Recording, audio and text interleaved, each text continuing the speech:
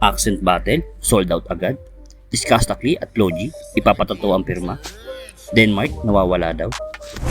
Makalat nga ngayon ang isang video ng isang fans na gusto niyang ipatato ang pirma ni Discastakli at Logi na ikinagulat naman ng dalawa.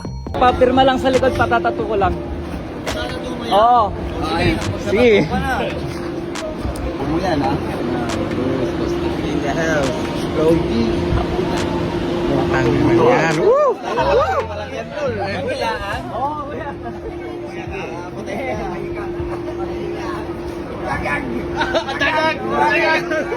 Tangin yan. Kailangan makita namin yan ha. Eh boss, mamaya agad. May tattoo na agad yan. Shoutout sa asawa mo, sabay nasa dibdib mo. Wow! Yo, pinili ko talagang mauna.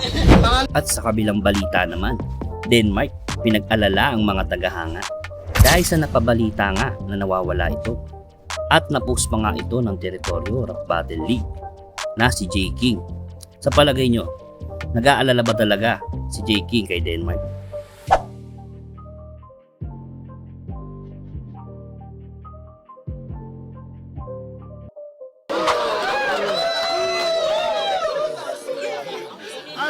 At ngayong gabi, pwes tinatawag niyo ako Chinese, kaya lahat ng tao dito sa teritoryo, sasakupin ko kayo!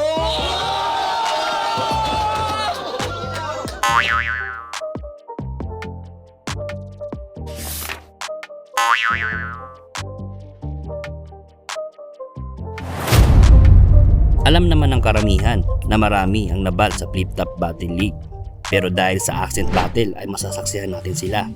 Inaabangan na nga ng mga fans. Bagamat hindi pa nga nagsisimula ang battle, ay marami na agad ang naghihintay nito at sumusuporta. At sa isang post nga ng Accent Battle League, ay na-sold out agad ang ticket nila. Kung nyo pa ng mga ganitong content, please like, share, and subscribe para updated tayo sa hip hop scene. So yun lang muna guys. Thank you so much.